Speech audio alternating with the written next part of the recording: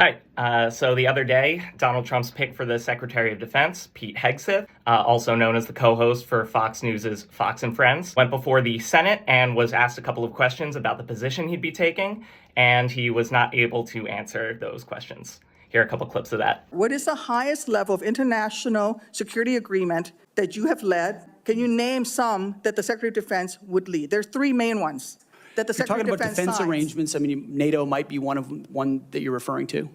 Status of Forces Agreement would be one of them. Status of forces agreement. I've been a part of teaching So- about status of forces agreements. But you don't inside remember to mention Afghanistan. it? So NATO is not a security agreement, it is an alliance. Here's a list of the agreements, including the status of forces agreements that was mentioned in that last clip. You talked about the Indo-Pacific a little bit, and I'm glad that you mentioned it. Can you name the importance of at least one of the nations in ASEAN and what type of agreement we have with at least one of those nations? And how many nations are in ASEAN, by the way?